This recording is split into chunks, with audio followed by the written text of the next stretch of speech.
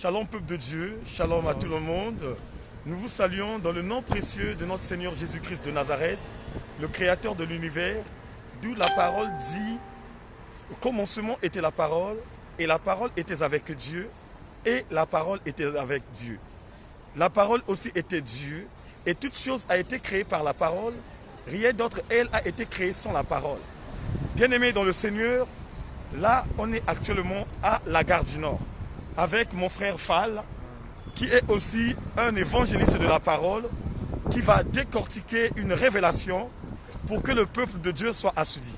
Voilà pourquoi mes frères, mes sœurs, mes bien-aimés dans le Seigneur, chaque fois je le redis et je le répète, nous sommes là à propager la parole de Dieu et nous sommes aussi là à sortir pour aller chercher les brebis perdues. Bien-aimés, ceux qui sont dans l'église, ce sont des brebis gagnées. Mais Dieu nous a recommandé quelque chose de très puissant. Et la chose qu'il nous a recommandé, d'aller partout dans le monde. Or, quand le Christ disait d'aller partout dans le monde, cela veut dire tout simplement de se déplacer, d'aller quelque part, d'aller édifier. Et c'est ça, bien-aimés dans le Seigneur, que nous allons faire pour que le peuple de Dieu reste connecté. Et là où vous êtes, vous partagez au maximum et Dieu bénira vos vies, nos vies et la vie de tous ceux qui vont regarder ce direct.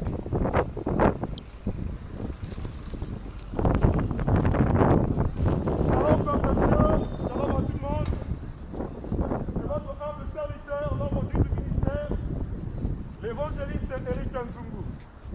Bien-aimés dans le Seigneur, ce matin je viens cordialement auprès de vous pour vous annoncer une très bonne nouvelle.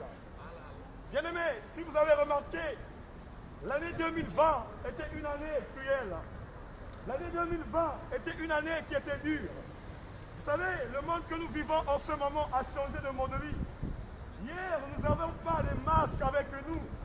Mais aujourd'hui, maintenant, chacun de nous est obligé de porter le masque. Et si nous sommes obligés de porter le masque, parce qu'il y a un ennemi que nous appelons par le coronavirus, qui est invisible, qui est insaisissable, que nous ne pouvons pas toucher, que nous ne pouvons pas parler, mais qui peut nous rattraper, à un moment, il veut bien aimer. Voilà pourquoi chacun de nous doit comprendre quelque chose. Il y a beaucoup parmi nous qui ont ignoré la parole de Dieu. Il y a beaucoup parmi nous qui ont dit que Dieu n'existe pas. Or que la Bible déclare que tout ce monde a été créé par lui-même l'Éternel. Et c'est l'Éternel des armées qui a fait de nous des hommes assis sur la terre et des hommes qui respirent en ce moment. Voilà pourquoi mon frère, voilà pourquoi ma soeur, maintenant les choses commencent encore lourdes. Nous entendons à Marseille, à Perpignan, qu'il y a encore un deuxième virus qui arrive. Mais j'aimerais bien dire à quelqu'un, veux-tu sauver ta vie? Veux-tu que tu sois bien-aimé dans le Seigneur, dans la sécurité sociale?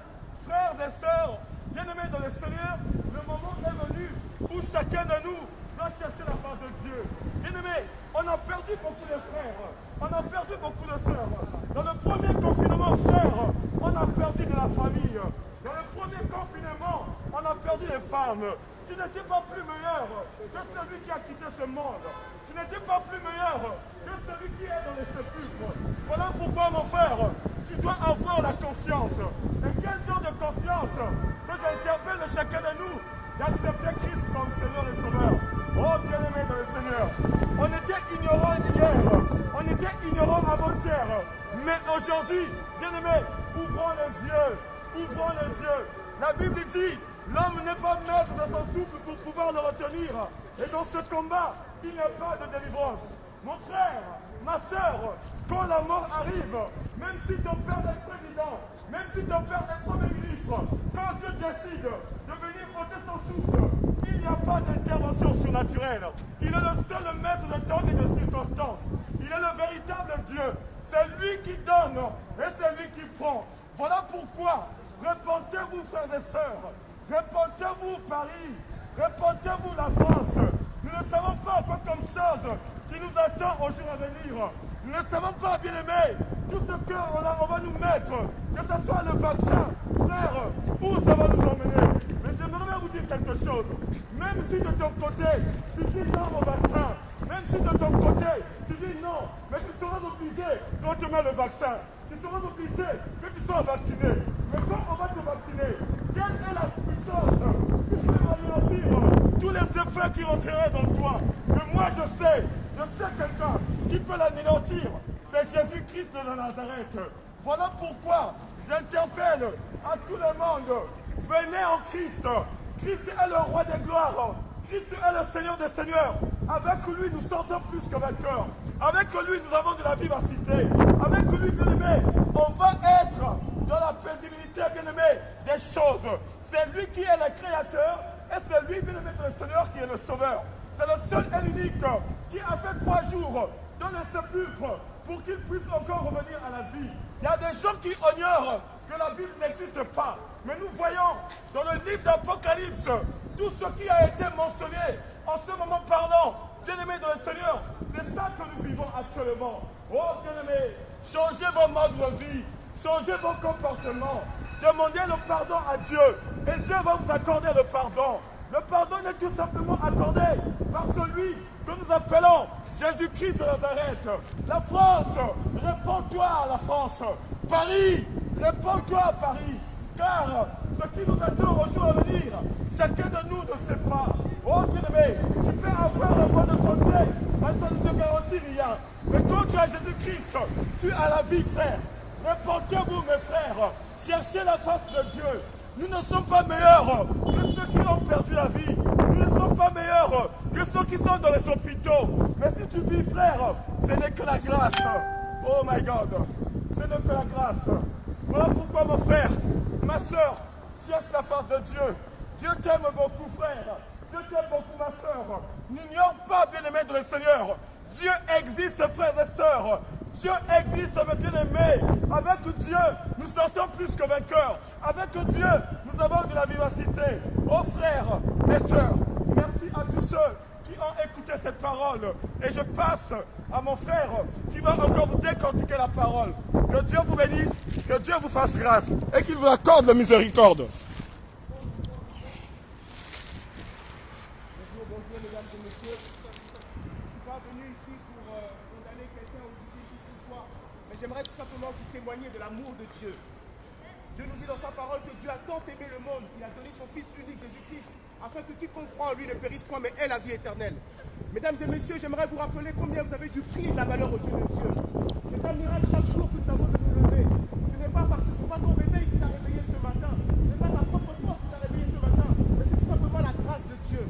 Dieu use de patience à l'égard de tous afin que nous puissions être sauvés et parvenir au salut, mesdames et messieurs.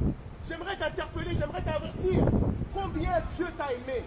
Dieu a envoyé son Fils Jésus-Christ mourir au poteau de la croix pour tes fautes, pour mes fautes, afin que tu puisses avoir la vie éternelle.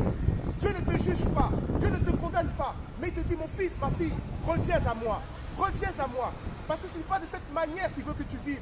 Tu es là, tu vis, pensant que ta vie t'appartient. Tu ne vis pas pour toi-même. Nous sommes l'expression de sa volonté. Tu es l'expression de la volonté de Dieu. Tout ce que Dieu crée, c'est pour un but. Et tu as été créé pour un but. Quand tu contemples la nature, quand tu regardes autour de toi, regarde combien Dieu est grand et sage. Mais regarde-nous, la terre que Dieu a créée, regardez ce que les hommes en font. La Bible nous enseigne que le cœur de l'homme est méchant et tortueux par-dessus tout. Qui peut le connaître? Le problème ne vient pas de Dieu, mais vient des hommes. Le problème vient des hommes, mesdames et messieurs. C'est de nos cœurs. Nos cœurs sont mauvais. Nos cœurs sont méchants. Et quand vous regardez autour de vous, quand vous regardez la méchanceté des hommes, cela n'est que le reflet de ce qu'il y a dans leur cœur. Et Dieu veut changer ton cœur. Dieu a la capacité de changer ton cœur. Mais faut-il que tu puisses t'humilier et reconnaître, prendre conscience de voir que tu as une addiction, tu as une obsession, et auquel Dieu va te les délivrer. Mesdames et messieurs, j'aimerais que vous puissiez prendre conscience de cela. Dieu vous aime et Dieu vous appelle. Donc tu ne suis pas ton cœur lorsque tu entends la parole de Dieu. Tu ne sais pas combien de temps tu te restes à vivre. Nous sommes des pèlerins sur la terre. Tu peux bâtir, construire, mais un jour toutes ces choses-là tu les laisseras. Qu'adviendra-t-il de ton âme? Tu t'es levé ce matin, tu n'as rien payé pour. Tu n'as rien fait pour. Comme le disait tantôt mon frère, c'est une grâce. C'est une grâce imméritée que nous avons de vivre. Combien de personnes étaient hier et ne sont plus? Sommes-nous meilleurs que eux? Sommes-nous plus intelligents? Non, je ne pense pas. C'est tout simplement la grâce de Dieu. Mais regardez les hommes. Je ne juge pas. Les hommes se détruisent. Les hommes disent ne pas avoir besoin de Dieu. Voilà pourquoi il y a tous ces mots que nous connaissons. Voilà pourquoi il y a toutes ces choses mauvaises que nous connaissons. Parce que les hommes ne veulent pas de Dieu. La France ne veut pas de Dieu. La nation ne veut pas de Dieu. Alors, ne blâmez pas Dieu, n'accusez pas Dieu à vous dire où est Dieu. Si Dieu existait, pourquoi il y a telle chose, pourquoi il y a telle ceci, pourquoi le monde est comme ça? Mais c'est de notre propre faute. C'est parce que nous l'avons rejeté nos sociétés. Et maintenant, nous vivons dans un monde impie, où le mal est appelé bien, et le bien est appelé mal. Au jour d'aujourd'hui, on légalise tout et n'importe quoi. Mesdames et messieurs, je ne suis pas là pour juger, mais j'aimerais vous dire, l'homosexualité est un péché devant Dieu, mesdames et messieurs. Alléluia. C'est un péché. C'est mal, Dieu ne nous a pas créé de cette manière. Et on veut normaliser ces choses. Le transgenre, toutes ces choses-là. Dieu ne condamne pas ces hommes, mais Dieu condamne nos actes. Et j'aimerais le dire haut et fort, parce que pour ces choses aujourd'hui, on veut nous museler la bouche. Pour ces choses, on peut être fermé en prison. Mais je témoignerai toujours de la vérité. Parce que c'est la vérité, mesdames et messieurs. Dieu a créé un homme et une femme. Non pas deux hommes et deux femmes.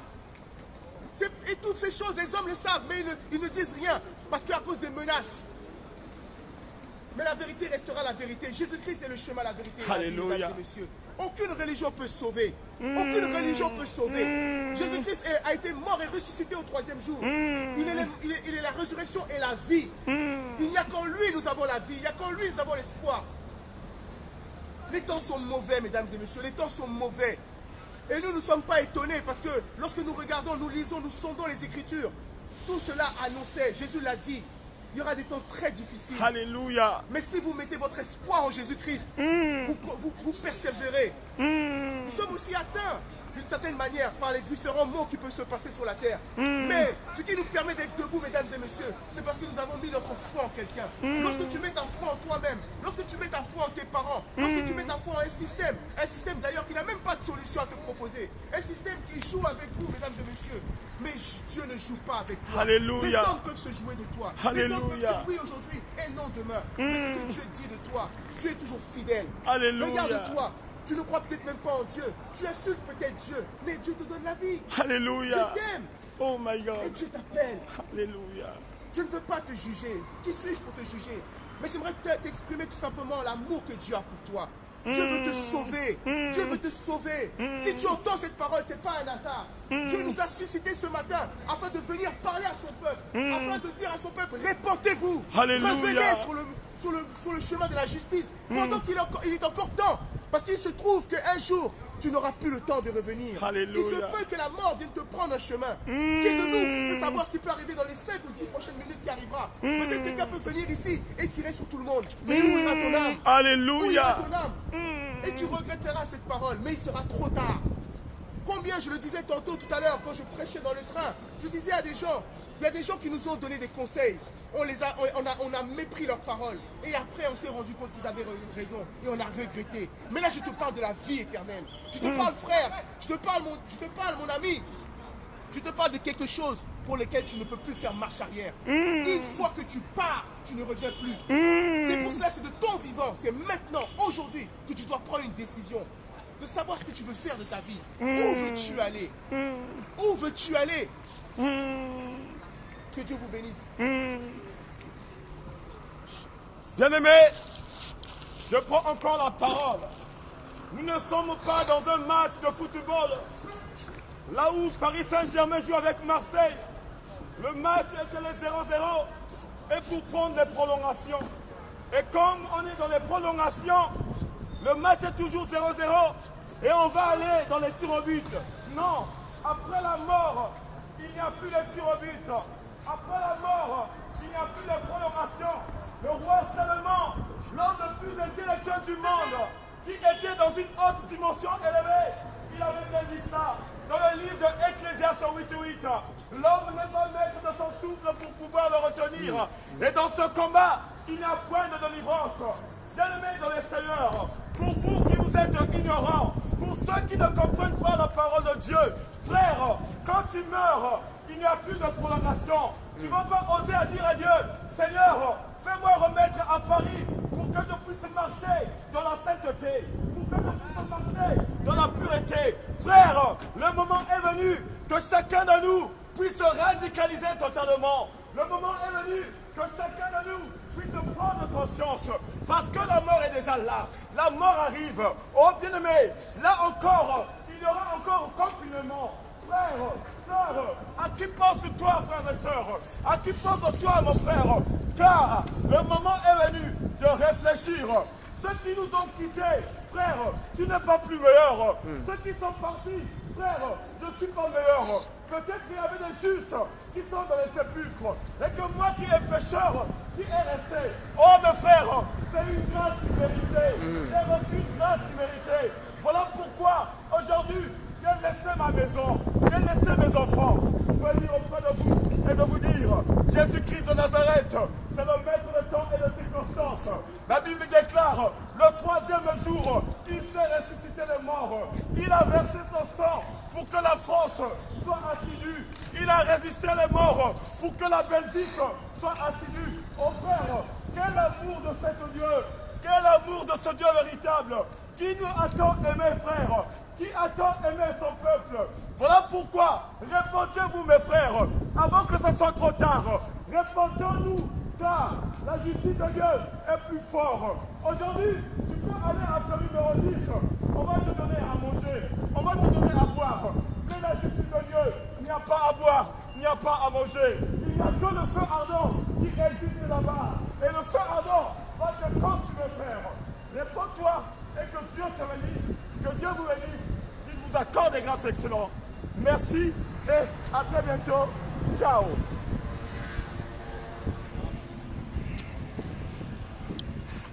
Peuple de Dieu, comme on vous le dit à chaque fois, nous sommes des hommes de Dieu, mais nous ne sommes pas des hommes de Dieu qui sont devant la caméra et le téléphone. Vous savez, Christ a dit, bien-aimé dans le Seigneur, que aller partout dans le monde. Bonjour. Oui, bonjour. Bonjour. Bonjour. Votre téléphone, monsieur, je vais vous demander de mettre votre place, s'il vous plaît.